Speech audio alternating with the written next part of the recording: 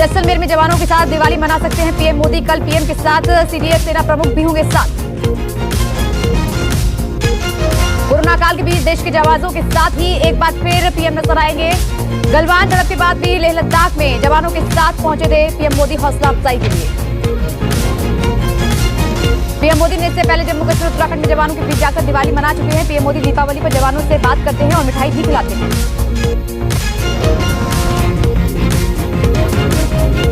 अयोध्या में आज दीपोत्सव का कार्यक्रम है। राम की पैड़ी पर भव्य कार्यक्रम मनाने की पूरी तैयारी है। पहली बार 4000 दीपक से जगमगाएगा राम जन्मभूमि परिसर। राम की पैड़ी पर 5.5 लाख दिए जलाकर नया वर्ल्ड रिकॉर्ड कायम किया जाएगा। दीपोत्सव कार्यक्रम के दौरान राम की पैड़ी पर राम मंदिर और महिला सशक्तिकरण को प्रदर्शित करते रेखा चित्र दिखाई देंगे। दीपावली के दिन पूरी अयोध्या को रोशनी से जगमगाने की तैयारी है। सीएम योगी ने कहा है कि अयोध्या में संपन्न होने वाले दीपोत्सव 2020 को भव्य स्वरूप प्रदान किया जाएगा। इस मौके पर आज अयोध्या में साकेत महाविद्यालय से 11 झांकी निकलेंगी। भगवान श्री राम के जीवन पर आधारित होंगी जो राम कथा पाठ पहुंचेंगी। आज होने वाले कार्यक्रम में सीएम योगी और राज्यपाल आनंदीबेन पटेल भी शामिल होंगे। 3:30 बजे रामलला के दर्शन भी करेंगे।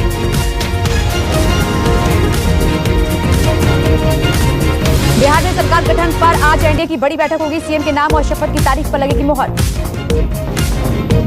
बिहार विधानसभा चुनाव के बाद सरकार बनाने की तैयारी शुरू। नतीजे सामने आने के बाद नीतीश कुमार ने की प्रेस कॉन्फ्रेंस। कहा कि पार्टी के खराब प्रदर्शन से दुखी। चिराग पासवान पर हमलावर नीतीश कुमार। कहा कि एलजेपी ने काटा जेडीयू का वोट। चिराग पासवान ने हमारे उम्मीदवारों के खिलाफ प्रत्याशी उतारे थे। नीतीश कुमार बोले कि हमारा अभियान पूरे एनडीए के लिए था, लेकिन सिर्फ हमारी ही सीटों पर ढूंढ कर उम्मीदवार खड़े कर नुकसान पहुंचाया गया। के द्वारा सिर्फ उसके यहाँ कोई कैंडिडेट नहीं है, लेकिन सोच करके खास तौर पर जहाँ मुख्यतः हम लोगों के क्षेत्र में वहाँ पर ऐसे लोगों को खड़ा करके वोट को काटा गया है। तो ये तो दिख रहा है और ये तो मीडिया के लोग भी एक बात का अध्ययन करके अलग अलग तरीके से लिख ही रहे हैं। नीतीश ने कहा कि हमने बिहार के लोगों के कल्याण के लिए और राज्य के विकास के लिए निरंतर काम किया है। हम बिहार के विकास के लिए प्रतिबद्ध हैं। नीतीश कुमार ने बिहार का अगला कौन मुख्यमंत्री बनेगा इसका जवाब देते हुए कहा कि निर्णय एनडीए द्वारा लिया जाएगा। बिहार चुनाव में काउंटिंग के दौरान धांधली के आरोप पर मुख्य चुनाव आयुक्त ने की सफाई। कहा कि आखिरी फैसला लोगों के हाथ में होता है। मुख्य चुनाव आयुक्त सुनील अरोड़ा ने कहा है कि निर्वाचन आयोग राजनीतिक दलों की टिप्पणियों पर प्रतिक्रिया नहीं देता। चुनाव धांधली के आरोपों पर तेजस्वी पर भड़के गिरिराज सिंह। कहा कि एलजेपी अपने उम्मीदवार न खड़ा करती तो तेजस्वी अपनी सीट भी नहीं बचा पाते।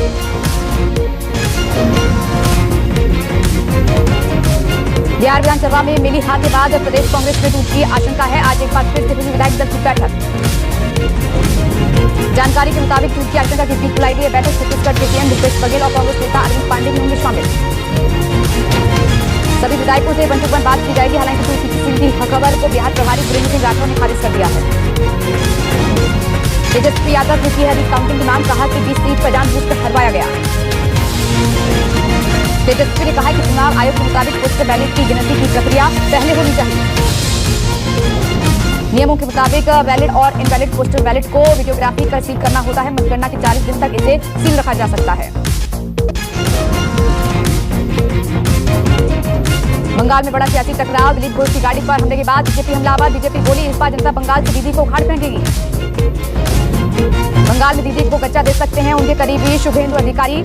आसनसोल में पोस्टर लगे कि दीदी का साथ छोड़कर दादा के साथ आओ। शुभेंदु अधिकारी का भजन गाते हुए वीडियो वायरल हुआ है। बीजेपी के साथ आने की चर्चाएं तेज। पिछले कुछ दिनों से तृणमूल से नाराज चल रहे शुभेंदु अधिकारी। हाल ही में शुभेंदु अधिकारी ने अलग रैली की थी। रैली में भारत मां जय के नारे भी लगाए थे। शुभेंदु अधिकारी को मनाने का जिम्मा प्रशांत किशोर ने संभाल लिया है। क्योंकि शुभेंदु अधिकारी से मिलने पहुंचे हैं पर शुभेंदु अधिकारी नहीं मिले, फोन पर बात की है। बंगाल बीजेपी अध्यक्ष पर हुए हमले के विरोध में बीजेपी का विरोध प्रदर्शन जारी है। प्रदर्शन के दौरान आपस में भिड़े बीजेपी और टीएमसी के कार्यकर्ता। विरोध प्रदर्शन कर रहे 2 दर्जन से अधिक कार्यकर्ताओं को पुलिस ने गिरफ्तार भी कर लिया है। पुलिस का आरोप के बिना इजाजत सड़क पर उतरे बीजेपी के कार्यकर्ता। मना करने पर समर्थकों ने पुलिस के साथ धक्का मुक्की की, जिसके बाद कार्रवाई करते हुए बीजेपी के 2 दर्जन से ज्यादा कार्यकर्ता गिरफ्तार। बीजेपी का आरोप पुलिस ने बेवजह कार्यकर्ताओं के साथ धक्का मुक्की की, साथ ही बुरा बर्ताव भी किया गया। विरोध में बीजेपी मार्च निकाल सकती है। अमेरिका के पूर्व राष्ट्रपति बराक ओबामा ने राहुल गांधी को लेकर बड़ा बयान दिया है। ओबामा ने राहुल गांधी को नर्वस नेता बताया है। ओबामा ने अपनी किताब में लिखा है कि राहुल में है जुनून की कमी। बराक ओबामा ने अपनी किताब में पूर्व प्रधानमंत्री मनमोहन सिंह की तारीफ की है। ओबामा ने लिखा कि मनमोहन सिंह में अगाध निष्ठा है। पीएम मोदी ने देश को समर्पित किए 2 आयुर्वेद संस्थान, कहा कि भारत के पास है आरोग्य से जुड़ी विरासत। पीएम मोदी ने गुजरात और राजस्थान को 2 आयुर्वेदिक संस्थान दिए, कहा कि दुनिया में वोकल होना जरूरी है। पीएम ने कहा कि कोरोना काल में आयुर्वेद की परंपरा ने देश में फायदा किया है। कोरोना काल में हल्दी समेत अन्य चीजों ने इम्यूनिटी बूस्टर का काम किया है।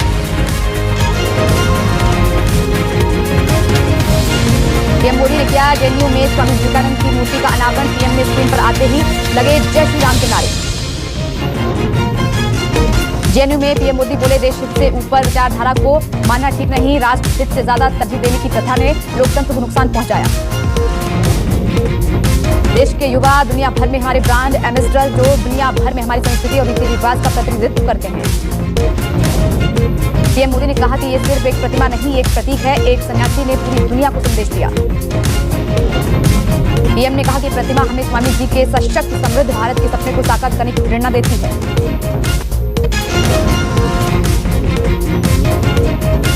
आज किसान संगठन और केंद्रीय मंत्रियों के बीच होगी मुलाकात। 29 किसान संगठनों के लोग दिल्ली में करेंगे बैठक। इस दौरान राजनाथ सिंह, पीयूष गोयल और नरेंद्र तोमर होंगे मौजूद। चर्चा में मालगाड़ियों का मुद्दा सबसे अहम होगा। इलाहाबाद हाईकोर्ट में पहुंचा श्री कृष्ण राम जन्मभूमि का मामला। याचिका में कहा गया है कि ईदगाह मस्जिद भगवान श्री कृष्ण के जन्म स्थान पर बनी है। जन्म स्थान पर पूजा से वंचित किया जाना संविधान में दिए गए अधिकारों का उल्लंघन है कि याचिका निचली अदालत में लंबित है। भोपाल जिले में दीपावली पर पटाखे चलाने का समय तय। रात 8 बजे से रात 10 बजे तक मिलेगी छूट। छठ पूजा पर भी सुबह 2 घंटे चला सकते हैं पटाखे। न्यू ईयर और क्रिसमस पर 11:55 से 12:30 तक चलाए जा सकते हैं पटाखे।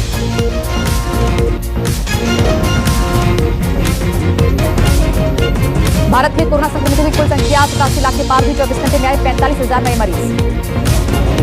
एक दिन में 49,000 मरीज कोरोना से ठीक हुए हैं। 543 लोगों की 24 घंटे में जान गई है। कुल एक्टिव केस घटकर 5 लाख से भी कम हो गए हैं। पिछले 24 घंटे में एक्टिव केस की संख्या में 4,747 की गिरावट आई है। देश में कोरोना को अब तक कुल 81,15,000 लोग मात देकर ठीक हो चुके हैं। रिकवरी रेट 93% तक पहुंच चुका है। कोरोना संक्रमण रोकने के लिए हर रोज टेस्टिंग की संख्या बढ़ाई जा रही है। रोज 11 लाख से ज्यादा लोगों का कोरोना टेस्ट किया जा रहा है। कोरोना संक्रमितों के हिसाब से अमेरिका के बाद भारत दुनिया में सबसे प्रभावित देश बना है। अधिक पत्नीवाद संक्रमण के मामले अमेरिका के बाद भारत में आ रहे हैं।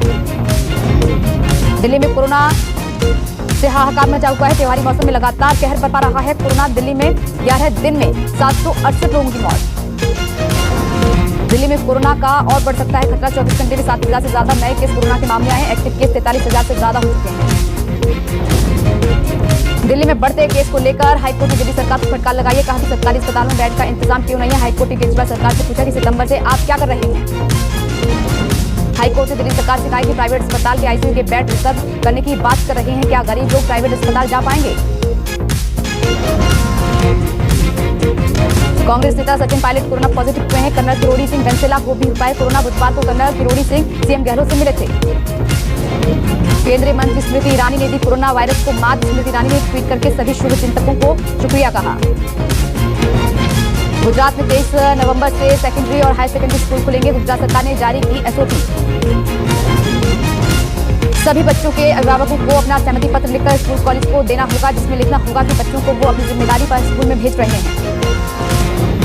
दिल्ली एनसीआर में प्रदूषण से राहत नहीं। नोएडा, गाजियाबाद और फैजाबाद में एयर क्वालिटी बेहद खराब हुई। दिल्ली के गांधीनगर इलाके की दुकान में लगी भीषण आग। 26 फायर ब्रिगेड की गाड़ियों ने मौके पर पहुंचकर आग पर पाया काबू। आग में 3 मंजिला इमारत को अपनी जद में ले लिया है और शॉर्ट सर्किट बताई जा रही है आग की वजह। बताया जा रहा है कि आग के चलते लाखों का नुकसान हुआ है। रात 8:40 पर लगी थी आग। तेलंगाना पुलिस ने 3 चोरों को गिरफ्तार किया है। चोरों से 14 लाख के गहने बरामद किए हैं। तेलंगाना के रंगारेड्डी में एक बंद ऑयल मिल में लगी आग। किसी के हताहत होने की कोई खबर नहीं। आग लगने के कारणों की जांच की जा रही है। आलू, प्याज और टमाटर में बिगाड़ा बजट। अक्टूबर में खुदरा महंगाई 6 साल में सबसे ऊपर। अक्टूबर में खुदरा महंगाई दर बेकाबू, महंगे आलू, प्याज और टमाटर में बिगाड़ा बजट। खाद्य महंगाई दर 11% पर पहुंची। LIC ने एक नया plan new money bank policy launch किया है। इस प्लान में गारंटी रिटर्न के साथ बोनस भी मिलता है। वहीं आप टैक्स छूट का भी फायदा ले सकते हैं। धनतेरस के दिन सोने के भाव में मामूली गिरावट आई है और आज चांदी के भाव में 4 रुपए की गिरावट दर्ज की गई है। वहीं सोना 81 रुपए प्रति 10 ग्राम सस्ता हुआ है। वित्त मंत्री निर्मला सीतारमण ने तीसरे राहत पैकेज का ऐलान कर दिया है, जहां आत्मनिर्भर भारत 3.0 के तहत रोजगार बढ़ाने पर खास जोर दिया गया है। दिवाली के मौके पर फेसबुक ने अपने यूजर्स के लिए दिवाली ग्रीटिंग लॉन्च किया है। इंस्टाग्राम ने भी एक दिवाली थीम का रियलिटी फिल्टर लॉन्च किया है। वीवो ने V20 SE का नया कलर वेरिएंट एक्वामरीन रीलॉन्च किया है। फोन को अट्रैक्टिव बनाने के लिए इसके किनारों पर ब्लू कलर की लाइनिंग दी गई है। अमेजन ग्रेट इंडियन सेल आज खत्म होने जा रही है और इस सेल में कंपनी आखिरी मूवमेंट में भी कई स्मार्टफोन पर बम्पर ऑफर दे रही है। गूगल ने ऐलान किया है, गूगल फोटोज पर फ्री में अनलिमिटेड फोटोज बैकअप नहीं ले सकेंगे यूजर्स। 2021 जून में गूगल फोटोज पर 15 GB की कैंपेन कर दी जाएगी।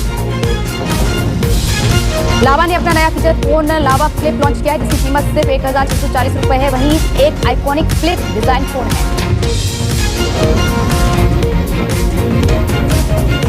27 नवंबर से भारत के ऑस्ट्रेलिया दौरे की शुरुआत होने जा रही है। टीम इंडिया ऑस्ट्रेलिया के खिलाफ लिमिटेड ओवर सीरीज में रेट्रो जर्सी में खेलेगी।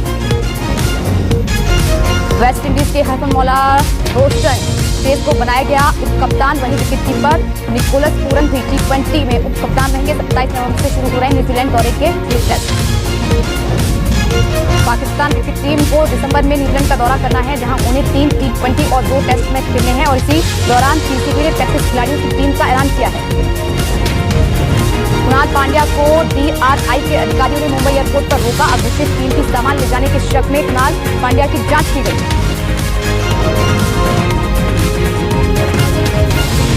सिंगर और होस्ट आदित्य नारायण ने नेपोटिज्म पर अपनी जुबान खोली है। बोला, सुजीत नारायण का बेटा ना होता तो लोग गंभीरता से लेते। बॉलीवुड अभिनेता आसिफ बसरा की आत्महत्या की खबर सुनकर सदमे में बॉलीवुड सेलेब्स बोले, ये सच नहीं हो सकता। लंबे समय से डिप्रेशन में चल रहे थे आसिफ बसरा। हिमाचल प्रदेश के धर्मशाला में फांसी लगाकर आत्महत्या कर ली। जब वी मेट से कायर पहुंचे तक तमाम फिल्मों में नजर आए थे आसिफ बसरा। सेलेब्स ने बोला, उन्हें देखना हमेशा मजेदार होता था। स्वर्गीय मां की बर्थ एनिवर्सरी पर इमोशनल हुए अली फैजल। कहा कि मिलूंगा, एक दिन इंतजार रहेगा। दुनिया में अब तक कोरोना से 5,30,000 से ज्यादा लोग संक्रमित। 5 करोड़ 30 लाख से ज्यादा लोग संक्रमित। 12 लाख से ज्यादा लोगों की हुई मौत। 3 करोड़ 71 लाख लोग स्वस्थ होकर घर लौटे। अमेरिका में लगातार तीसरे दिन भी कोरोना के रिकॉर्ड तोड़ केस। अब तक 1 करोड़ 8 लाख से ज्यादा लोग हुए संक्रमित। 2,48,000 लोगों ने अब तक गंवाई जान। वहीं ब्राजील में भी कोरोना का आतंक लगातार जारी है। ब्राजील में पिछले 24 घंटे में 34,000 नए मामले दर्ज किए गए हैं। अमेरिका और ब्राजील के बाद फ्रांस, रूस और स्पेन में भी कोरोना के कई मामले सामने आए हैं। ईरान में महामारी की तीसरी लहर। अब तक कोरोना के 6 लाख से ज्यादा मामले सामने आए हैं।